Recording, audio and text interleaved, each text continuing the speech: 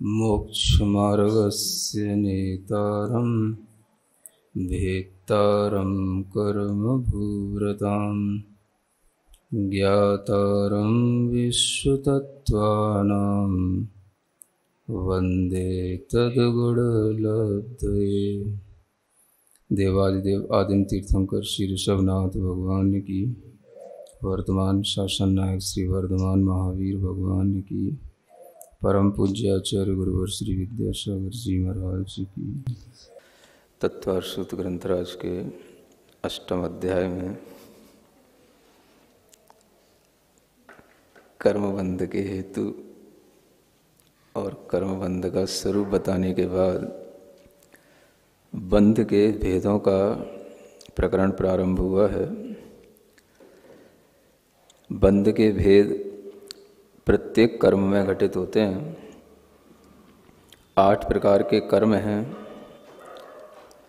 और बंध 4 प्रकार के हैं। प्रत्येक कर्म में इन्हीं 4 प्रकार के बंधों के माध्यम से बंध पड़ता है, जो प्रकृति बंध, स्थिति बंध, अनुभाग बंध और प्रदेश बंध के माध्यम से बताया गया है।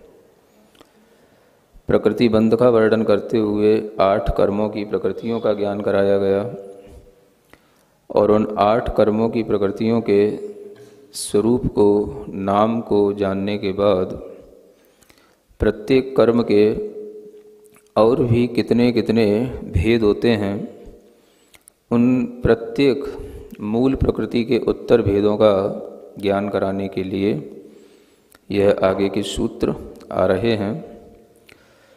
सूत्र नंबर 5। पंचनवद्वेष्टाविंशति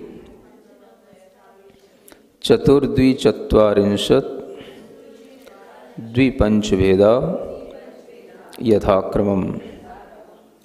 ये भेद दिए हुए हैं। यथाक्रम का मतलब ये है कि जो सूत्र नंबर 4 था उसमें जो कर्मों के नाम दिए हुए थे, उन प्रत्येक नाम के साथ में इन भेदों को यथाक्रम से जोड़ लेना है। ज्ञानावरण कर्म के 5 भेद होते हैं, दर्शनावरण कर्म के 9 भेद होते हैं, वेदनी कर्म के 2 भेद होते हैं, मोहनी कर्म के 28 यानी 28 भेद होते हैं, आयु कर्म के 4 भेद हैं, नाम कर्म के द्विचत्वारिंशत् अर्थात 42 भेद होते हैं, गोत्र कर्म के 2 भेद होते हैं और अंतराय कर्म के 5 भेद होते हैं। इन भेदों को यथाक्रम से जानने के बाद में वह भेद किस किस नाम से जाने जाते हैं, यह बताने के लिए आगे के अब सूत्र क्रम क्रम से आते हैं। सबसे पहले ज्ञानावरण कर्म का उल्लेख हुआ है, तो ज्ञानावरण कर्म का उल्लेख करने के लिए, उनके भेदों को बताने के लिए यह आगे का सूत्र आता है। उससे पहले हमें यह जान लेना भी जरूरी है कि सूत्र में इन 8 कर्मों की जो संयोजना की गई है वह किस हेतु की गई है, और संयोजना का जो क्रम रखा गया है वह भी अपना एक सैद्धांतिक तरीके से रखा हुआ है, क्योंकि सूत्रकार कभी भी यदवा तदवा कोई भी बात नहीं कहते हैं। सबसे पहले कर्मों में ज्ञानावरण कर्म को रखा है, क्योंकि सबसे मुख्य ज्ञान ही है। आत्मा के अंदर ज्ञान की प्रधानता है और ज्ञान से ही वह आत्मा स्व और पर को जानता है। इसलिए ज्ञान की मुख्यता होने से सबसे पहले ज्ञान और उस ज्ञान के ऊपर आवरण करने वाला कर्म ज्ञानावरण कर्म का उल्लेख किया गया है। तो यहाँ पर ज्ञानावरण कर्म के उल्लेख के बाद में फिर दर्शनावरण कर्म का कथन है। आवरण शब्द दोनों में होते हुए भी ज्ञान में जो पूज्यता है, ज्ञान का जो महत्व है, वह दर्शन का नहीं बनता, क्योंकि ज्ञान से वस्तु को स्पष्ट साकार रूप में जाना जाता है। दर्शन से तो वस्तु को केवल सामान्य रूप से अवलोकन किया जाता है। तो ज्ञान के माध्यम से ही तत्व का निश्चय होता है, ज्ञान ही प्रमाण कहलाता है, ज्ञान से ही हमें पदार्थों का सभी प्रकार के प्रमाणों से जो निर्णय करने में आता है वह ज्ञान की मुख्यता को बताता है। तो इसलिए यहाँ पर सबसे पहले ज्ञानावरण कर्म है, उसके बाद में दर्शनावरण कर्म है, क्योंकि ज्ञान का संबंध दर्शन के साथ तो है ही। ज्ञान की ऊपर जिस तरह के आवरण होते हैं, दर्शन के ऊपर भी उसी तरह से भी आवरण होते हैं। और ज्ञान और दर्शन दोनों ही आत्मा के अनुजीवी गुण कहलाते हैं। क्या कहलाते हैं? अनुजीवी। आप समझते हैं अनुजीवी का मतलब क्या होता है? अनु माने उन्हीं में ही, अनुरूप या उन्हीं के अनुसार, जीवी माने जीवित रहने वाले या उन्हीं के द्वारा जिस आत्मा का जीवन चलता है, उन गुणों को कहते हैं अनुजीवी गुण। तो ये ज्ञान दर्शन ये आत्मा के अनुजीवी गुण हैं, क्योंकि आत्मा इन्हीं से जीवित है, आत्मा का अस्तित्व इन्हीं से जानने में आता है। अगर आत्मा के अंदर ज्ञान और दर्शन का अभाव हो जाए तो आत्मा और अनात्मा में कोई भी अंतर नहीं रह जाएगा। जो चेतन पदार्थ हैं और जड़ पदार्थ हैं उनमें यदि कुछ अंतर है तो वो किस रूप में है? ज्ञान और दर्शन का सद्भाव है तो वो चेतन है, वो आत्मा है, और जिसमें ऐसा सद्भाव नहीं है तो वो अनात्मा है, अचेतन है। तो इसलिए ये ज्ञान दर्शन ये गुण जो हैं वो आत्मा के अनुजीवी गुण हैं। तो ज्ञानावरण दर्शनावरण के बाद में वेदनी कर्म का उल्लेख किया है। किसके बाद? क्योंकि जब आप जानने और देखने की क्षमता रखेंगे तभी आपके लिए कुछ वेदना का अनुभव होगा, जो वेदना सुख या दुख रूप में होती है। जिन पदार्थों में ज्ञान दर्शन की क्षमता है उन्हीं में सुख दुख के अनुभव की क्षमता भी होती है। जड़ वस्तु में सुख दुख के अनुभव की क्षमता नहीं होती। इसलिए ज्ञान दर्शन होने पर ही आपको वेदना का अनुभव होगा। अगर आपकी चेतना भी, चेतना होते हुए भी अगर उस पदार्थ से जुड़ी नहीं है तो तत्संबंधी सुख दुख का अनुभव भी उससे नहीं होता है। हमारी चेतना हमारे शरीर से जुड़ी हुई है, इसलिए हमें शरीरगत सुख दुख का अनुभव होता है। लेकिन उसी शरीर में यदि किसी स्थान पर कोई भी इंजेक्शन लगा करके उसको शून्य कर दिया जाए तो फिर हमें वहाँ पर होने वाले सुख दुख का भी अनुभव नहीं होता।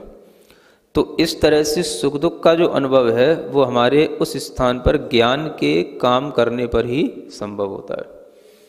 इसलिए ज्ञान और दर्शन के बाद में वेदना का महत्व है। पहले वेदनी कर्म है, क्योंकि सभी जो ज्ञान दर्शन वाले जीव हैं सब सुख या दुख की परिभाषा जानते हैं, सुख को चाहते हैं और दुख से बचते हैं। इसलिए जीव का एक लक्षण जैसे ज्ञान और दर्शन कहा जाता है, वैसे ही संसारी जीव का एक लक्षण आचार्यों ने कहा, दुखाद विवेति सुखम इच्छति इति जीव। क्या कहा? यह आत्मानुशासन एक ग्रंथ है, उसमें जीव का लक्षण बताया संसारी जीव का, कि संसारी जीव किसे कहते हैं? तो जो दुख से बचे, दुख से डरे, दुखात विवेति और सुखम इच्छति, और सुख की इच्छा करे, उसका नाम है संसारी जीव। तो ये इससे आप ये भी समझ लें कि जीव की परिभाषा अलग है, जीव की पहचान अलग है, और संसारी जीव की परिभाषा उसकी पहचान अलग है। समझ में आ रहा है? जीव तो किसे कहा जाएगा? जो ज्ञान दर्शन गुण को धारण करने वाला हो वो जीव है, जिसमें संवेदना चेतना हो वो जीव है। लेकिन संसारी जीव की परिभाषा जब करने को कहा जाए तो संसारी जीव किसे कहते हैं? जो दुख से डरे और सुख की इच्छा करे, उसका नाम है संसारी जीव। अब जब वेदनी कर्म हो जाएगा तब उसके बाद में मोहनी कर्म आएगा। वेदनी के बाद मोहनी कर्म आएगा। क्यों आया वेदनी के बाद मोहनी? आप कहोगे मोह तो सबसे पहले होता है महाराज। मोह पहले नहीं होता, मोह भी आपको अगर होगा तो इन्हीं चीज़ों से होगा। आपको ज्ञान हो गया तो ज्ञान से मोह हो सकता है। ज्ञान से मोह कैसा होता है? हम किसी चीज़ को जान रहे हैं तो हम उसको जानते रहें, भूल ना जाएं। दर्शन से मोह होता है, हम किसी चीज़ को देख रहे हैं, हमारे अंदर देखने की क्षमता मिली है वो कम ना हो जाए। तो मोह तो बाद में पैदा होता है। तो इसलिए ये बहुत ही अच्छा जो एक क्रम है इस समझने के लिए है कि हम मोह को तो बाद में पैदा करते हैं। जब मोह पैदा करने की हमारे पास कुछ चीज़ें होंगी तो मोह पैदा होगा। तो ये हमारे पास अपनी आत्मा की संपत्तियां हैं, ज्ञान, दर्शन, सुख, वेदनी आदि कर्म, और इनसे जो है जो मोह हो रहा है इसका नाम है मोहनी कर्म। और मोह में व्यक्ति उन चीज़ों को एक रूप मान लेता है, फिर उसमें वह विभाजन नहीं रह जाता कि ये मोह के लिए वेदना अलग है और मैं अलग हूँ। तो मैं ही सुखरूप हूँ, मैं ही दुखरूप हूँ, मैं ही गरीब हूँ, मैं ही अमीर हूँ, मैं ही ज्ञानी हूँ, मैं ही अज्ञानी हूँ, मैं ही देखने वाला हूँ, मैं नहीं देखने वाला हूँ, मेरे पास इंद्रियां हैं, मेरे पास इंद्रियां नहीं हैं, इत्यादि मोह के कारण से उन सब चीज़ों को जो एक रूप मान लेता है वह इन्हीं चीज़ों में मोह का सद्भाव रहता है। आ गया समझ में? ज्ञान, दर्शन, सुख दुख की वेदना और मोह, ये चार ऐसे कर्म हैं जो आत्मा के चार गुणों का घात करते हैं। और वो आत्मा के जो गुण हैं वो आत्मा के गुण ही अनुजीवी गुण कहलाते हैं, क्योंकि वो आत्मा का जीवन है। और ये कर्म उस जीवन को नष्ट करते हैं, कर्म उस जीवन में बाधा पैदा करते हैं, इसलिए इनको घाती कर्म भी कहा जाता है ना? क्या बोलते हैं? घाती कर्म। अब यहाँ पर थोड़ी सी अपेक्षा बदल जाएगी कि अंतराय को भी घाती कर्म में लिया जाता है, वेदनी को अघाती कर्म में लिया जाता है, वो अलग बात है। लेकिन मुख्य रूप से जो गुणों का घात जो हो रहा है वो इन्हीं चार गुणों के माध्यम, चार कर्मों के माध्यम से होता है।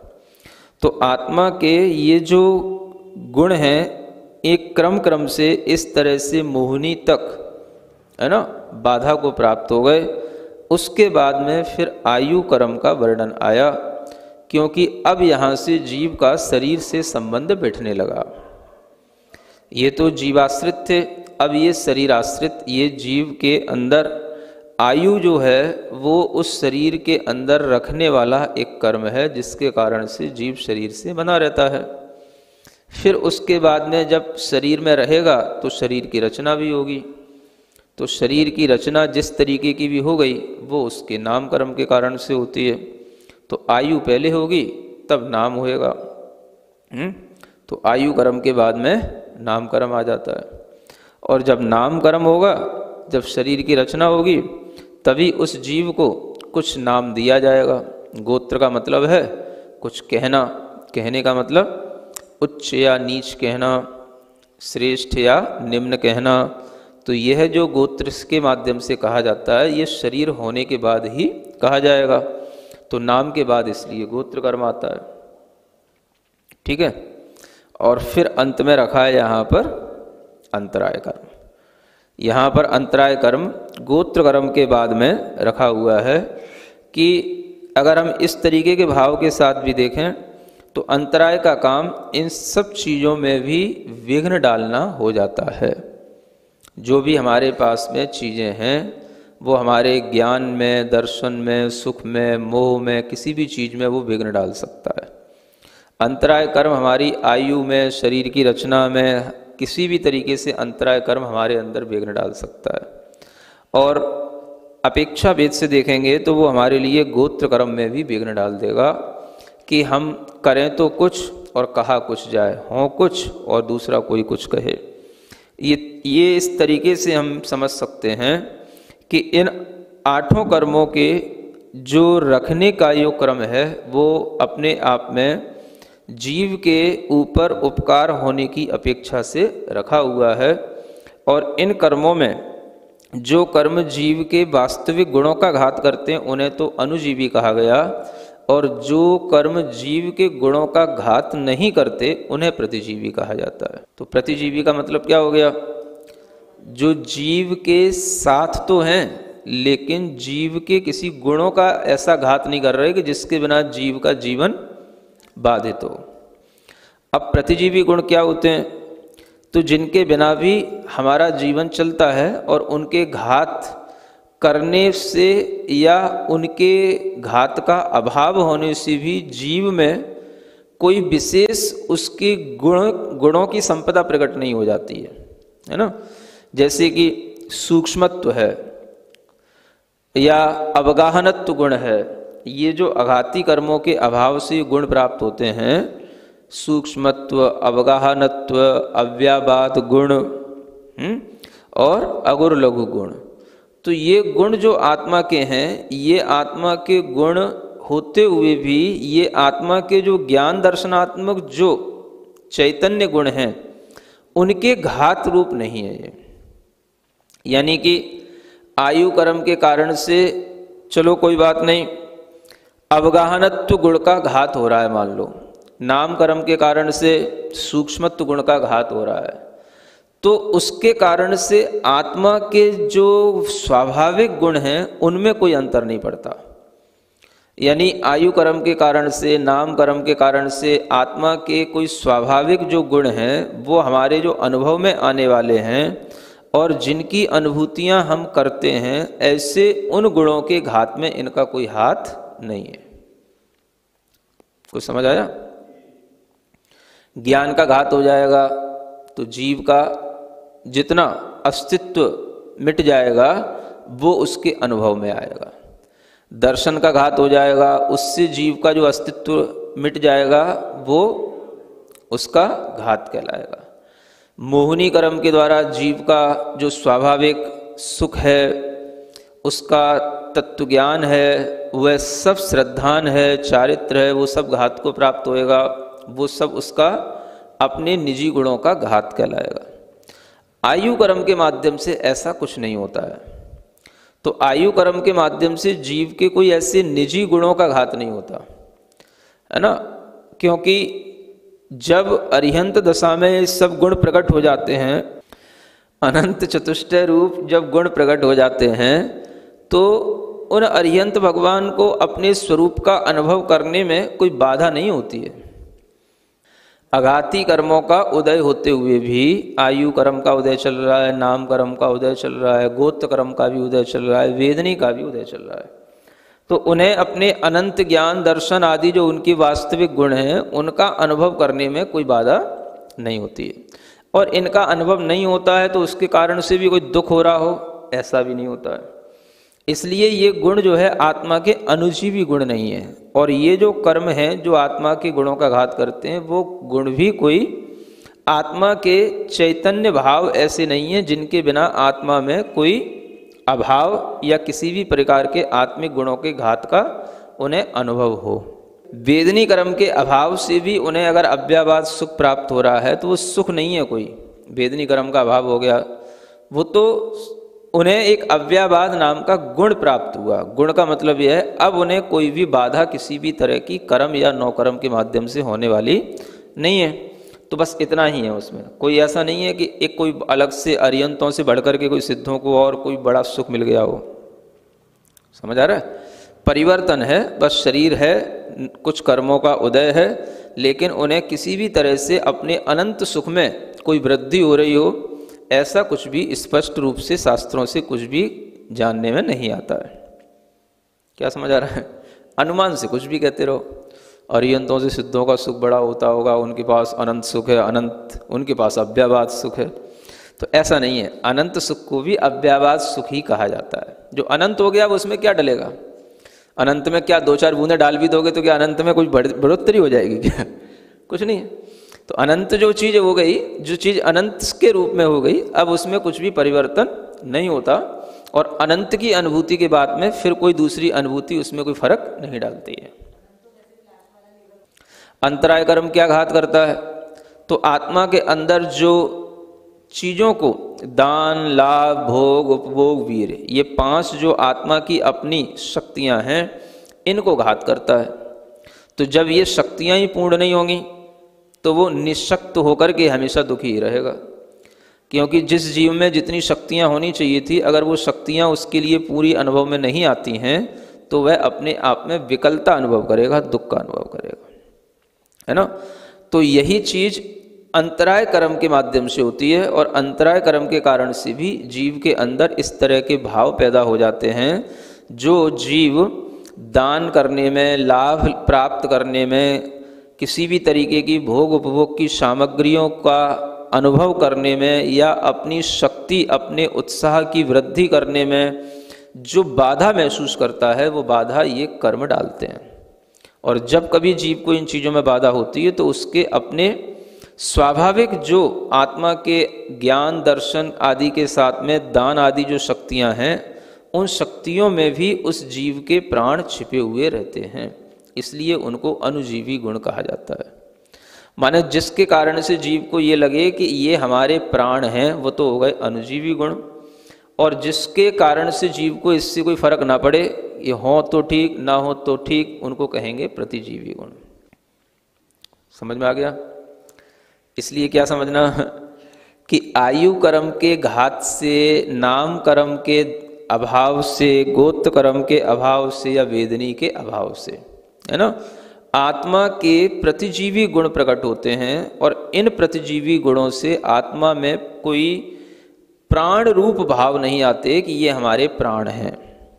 प्राण माने यही हमारे लिए जीवन है, यही हमारी संपदा है, इसके बिना मेरा कुछ भी नहीं है, या इसके बिना आत्मा के अंदर अपने अस्तित्व का किसी भी तरीके से कोई भी ज्ञान नहीं होता है। तो उस तरीके के गुण जो हैं वो जो है ये सब अनुजीवी गुणों में आते हैं। तो अनुजीवी गुण और प्रतिजीवी गुणों में अंतर समझ लेना चाहिए। अनुजीवी गुण हमारी चेतना के जीवन हैं और प्रतिजीवी गुण हमारे शरीर के जीवन हैं, चेतना के नहीं है। किसके? शरीर के।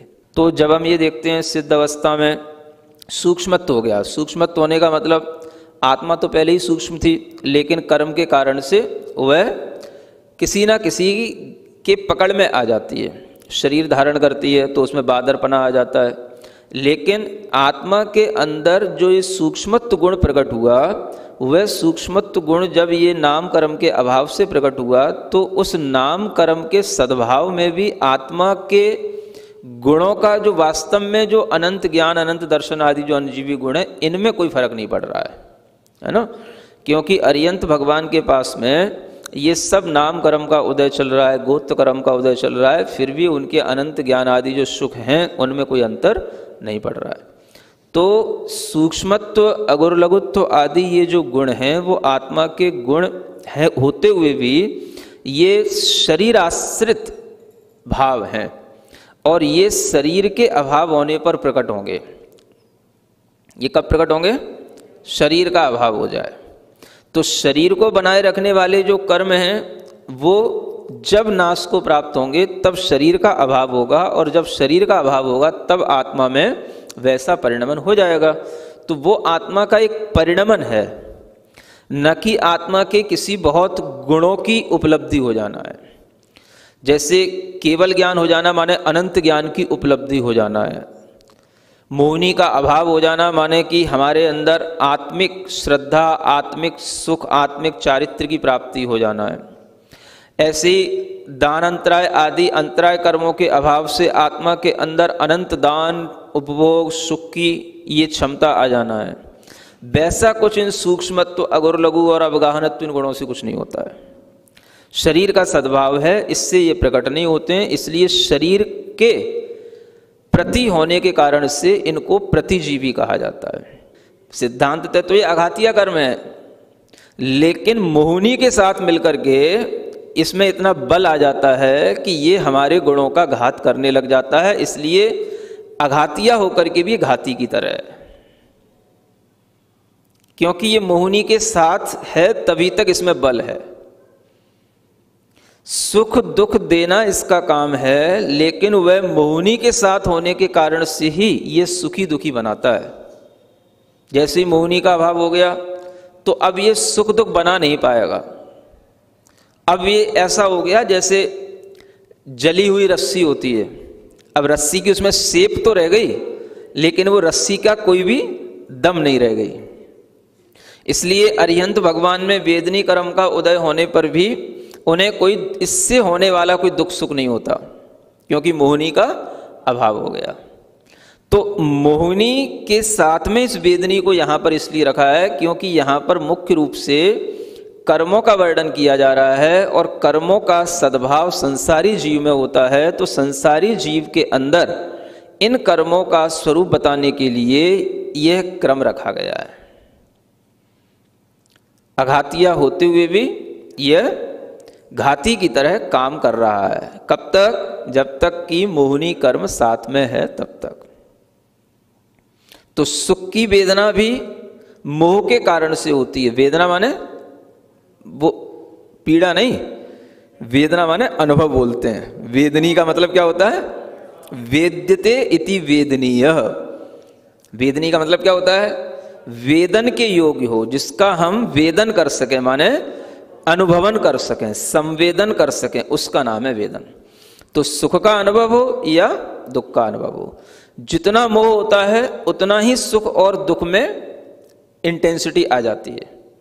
सुख और दुख अपने आप कम होते हैं जब मोह भी कम होता है। इसलिए जो मोह की कमी के साथ में जीव रहते हैं उनमें सुख दुख की संवेदनाएं भी बाहरी या अंतरंग किसी कारण से जब होती हैं तो उनमें उतनी नहीं होती हैं। सुन रहे हैं? ये ज्ञान का आप उपयोग करेंगे तो आपको कभी अनुभूति में आएगा। तो सुख में अगर आप कभी सुख की अनुभूति न कर रहे हो तो ये संभव होता है। कब संभव होता है? जैसे ही आपका मोह उस सुख से टूट जाए, भंग हो जाए, तो सुख भी उस समय पर चला जाता है। मान लो आपने बहुत अच्छा खाने का भाव बनाया और आपने जो है उस वस्तु को अपने मुंह में रख भी लिया, मान लो खाने के लिए, ठीक है ना, और आपको ये पता है कि इससे बहुत सुख मिल रहा है, बहुत मीठापन है इसमें, और जैसे ही आपको बताया गया कि जो मिष्ठान आपने खाया है उसमें जहर की एक बूंद डली है, क्या होगा? सब बेकार। तुरंत उसको अब क्या सोचोगे? अब मुंह में आई गया है तो भीतर ही ले ले, ऐसा। तो मोह भंग होगा तो अब वही चीज जो सुख दे रही थी अब क्या? वो दुख का कारण बन जाए। सुन रहे हो? कोई प्रॉपर्टी है आपकी जिसमें आप बड़ी अच्छे ढंग से सुख के साथ रह रहे हो, अचानक से कुछ ऐसा मान लो हो गया, बिजनेस में कुछ ऐसा हो गया, कोई ऐसा नोटिस आ गया कि वो जिस महल में आप रह रहे हो वो अब आपका नहीं रहा। क्या समझ में आ रहा है? अब क्या हो गया? जो मोह था वो मोह भंग हो गया। अब चीजें वही है, सुख अभी भी उससे मिलना चाहिए था, क्योंकि वो भले ही अब आपका नहीं रहा, लेकिन कोई ये तो नहीं कह रहा है कि आप इसको तुरंत खाली कर दो। बस आपका नहीं रहा, वो कर्जे में चला गया और अब ये किराए पर हो गया, या कुछ जो है आपके हाथ से निकल गया, लेकिन अब ये आपका नहीं रहा। तो इसका मतलब ये है कि अब कहीं हमें ये छोड़ना ना पड़ जाए। तो बस उससे सुख मिल रहा था, एकदम से क्या हो गया? मोह भंग हो गया, दुख हो गया। तो सुख का वास्तविक संवेदन मोह के कारण से होता है, और यही चीज दुख के साथ में। जिस चीज से आपको दुख हो रहा है, अगर वह चीज आपके सामने होते हुए भी आप उस पर मोह का भाव न रखो, उससे अपना लगाव हटा लो, तो वह दुख भी आपके लिए कम हो जाएगा। तो मुख्य रूप से मोहिनी कर्म है जो सुख या दुख का वेदन कराने के लिए वेदनी कर्म उसका सहयोग देता है, और वेदनी कर्म में कोई ताकत नहीं रहती जब मोहिनी कर्म का अभाव हो जाता है। इसलिए आचार्यों ने वेदनी को मोहिनी के साथ यहां पर इसलिए लिखा क्योंकि संसारी जीव का प्रकरण चल रहा है। संसारी जीवों में ही ये 8 कर्म बताना है, और संसारी जीव में जब भी ये सुख दुख होता है तो उसका मोहिनी के साथ होता है, इसलिए उसकी जोड़ी वेदनी के साथ मोहिनी की बना के रखी है। अन्यथा इसको बिल्कुल लास्ट में लिखना चाहिए था। सिद्धांत की दृष्टि से तो घातिया कर्म पहले लिखने चाहिए थे, अघातिया कर्म बाद में लिखने चाहिए थे, है ना। लेकिन सिद्धांत से ज़्यादा व्यवहारिकता की बात भी सामने आ जाती है। तो आचार्य कहते हैं कि वेदनी कर्म अघाती होकर के भी घाती का काम कर रहा है, और अंतराय कर्म घाती होकर के भी अघाती की तरह है, क्योंकि अंतराय कर्म में घात करने की शक्ति होते हुए भी उस शक्ति के माध्यम से जीव के लिए कोई बहुत ज्यादा फर्क नहीं पड़ता कि अगर वह मान लो किसी भी तरह से दान, लाभ, भोग, उपभोग या अपने अंदर कोई भी शक्ति के उत्साह की या किसी भी तरीके की कोई विघ्न बाधा बीच में ले आता है, देख लेता है, तो भी उसके पास में जितना है उतने में तो वह अपना जीवन निकाल सकता है। तो अंतराय कर्म के कारण से उस आत्मा के कोई ज्ञान दर्शन रूप जो अनुजीवी गुण हैं उनका कोई घात तो नहीं होता। आपको मान लो कोई लाभ नहीं हो रहा है किसी चीज का, भोग उपभोग की संपदाएं जो आपके लिए अनुभव में आनी चाहिए वो नहीं आ रही हैं, तो आप अपने ज्ञान स्वभाव की ओर तो अपना परिणति ले जा सकते हो। अंतराय कर्म उसमें तो बाधा नहीं कर रहा। तो उस अंतराय कर्म के कारण से हमारे अपने ज्ञान, दर्शन, सुख आदि गुणों में कोई बाधा नहीं आती, हम उसकी अनुभूति तो कर सकते हैं। इसलिए अंतराय कर्म घाती होकर के भी अघाती की तरह कहा गया है। ठीक है, तो यह इन दो कर्मों के विषय में विशेष रूप से जानना है। इसलिए यह जो क्रम रखा गया है इसमें अंतराय कर्म को बाद में और वेदनी कर्म को मोहिनी के पास में रखा है। तो वेदनी कर्म का एक मुख्य रूप से जो हमारे सुख दुख में योगदान रहता है वो हमें ऐसा लगता है, लेकिन उसमें भी मुख्य कारण हमारा मोह है। तो आचार्य कहते हैं अपने इस मोहिनी कर्म के ही बीच में जो ये मोहिनी कर्म पड़ा हुआ है, इस मोहिनी कर्म के ही कम या ज्यादा होने से ही हमारे सब चीजों में ज्ञानावरण, दर्शनावरण और सुख, उससे पहले के जो भी ये कर्म हैं उनमें अंतर पड़ने लग जाता है। और अगर हम आयु वगैरह में भी देखेंगे तो जैसे जैसे मोह कम होता है उत्कृष्ट अच्छी अच्छी आयु भी मिलती है। क्या समझे? नरक आयु किनको मिलेगी? जिनको बहुत ज्यादा मोह, मूर्छा, आरम परिग्रह में रहेगा, नरक आयु को प्राप्त होते हैं। कम होएगा तिर्यंच आयु। मोह बिल्कुल कम होगा तो सर्वार सिद्धि में कौन पैदा होंगे? 33 सागर की अच्छी वाली आयु किनको मिलेगी? जिनका मोह बिल्कुल नगण्य होगा। तो ये मोहिनी कर्म दोनों तरफ हमें प्रभाव देखने का इसको मिल रहा है। सुन रहे हैं? समझने की बात है, अगर समझ में आ जाए तो समझ लेना, क्योंकि ये सब बातें शास्त्रों में लिखी हुई नहीं है, समझाने में आ रही हैं, इसलिए आपको समझा रहा हूं, है ना। मोहिनी का प्रभाव हमें दोनों ओर देखने को मिल रहा है। ज्ञान पर तो मोहिनी का प्रभाव पड़ता ही है, दर्शन पर भी मोहिनी का प्रभाव पड़ता है, क्योंकि ज्ञान के ऊपर मोहिनी के प्रभाव के कारण से ज्ञान खुद स्वयं का निर्णय नहीं कर पाता, स्वयं का निश्चय नहीं कर पाता, और ज्ञान पर मोहिनी का प्रभाव होने के कारण से ही ज्ञान तत्व का श्रद्धा नहीं कर पाता। आखिर तत्व श्रद्धा में बाधक कौन है? अपनी स्व आत्मा की श्रद्धा, उसी का प्रतीति करने में बाधक कौन है? तो ये मोहिनी कर्म है। तो मोहिनी कर्म का जो इधर कर्म है इन सबके साथ में बहुत ज्यादा गठबंधन है। किनके साथ? ज्ञानावरण, दर्शनावरण और वेदनी के साथ। इनके साथ तो इतना घुला मिला है कि इसका जीवन इन्हीं से चल रहा है। और जब इस मोहिनी कर्म का ये आयु, नाम, गोत्र, इनसे संबंध थोड़ा सा टूटता है तो ये चीजें तो उत्कृष्टता की ओर हमें प्राप्त होने लग जाती हैं, और जैसे जैसे इस मोहिनी का संबंध इन चीजों से जुड़ता चला जाता है तो ये चीजें हमें निकृष्टता की ओर ले जाती हैं। मोहिनी का संबंध ज्ञान में जितना ज्यादा होगा, वेदनी का संबंध भी उतना ही ज्यादा होगा, और उसी के कारण से वह जीव सुख दुख रूप अनुभव करते हुए हमेशा पर वस्तु से मिलने वाले सुख दुख में ही मोहित रहेगा, उसी में आसक्त रहेगा। तो ये मोहिनी कर्म सबसे बीच में दोनों ओर प्रभाव डालने वाला है, और इस मोहिनी कर्म के इस प्रभाव में ज्ञान दर्शन वेदनी ये तो आत्मा के गुणों का घात कर रहे हैं, और आयु नाम गोत्र अंतरा ये सब आत्मा से जो भिन्न शरीर आदि के साथ में जो हमारी उपलब्धियां हैं उनका घात कर रहे हैं। ठीक है ना। तो इस तरह से यह क्रम जो हमें 8 कर्मों का बताया गया है उसको हम समझ लें। फिर एक एक क्रम का जो हमें भेद बताया जा रहा है कि ज्ञानावरण कितने भेद वाला है, दर्शनावरण कितने भेद वाला है, वो आपको आगे बताया जाएगा। आगे फिर वही प्रकरण शुरू होने वाला है। आज आपने इसी सूत्र को ढंग से समझा है।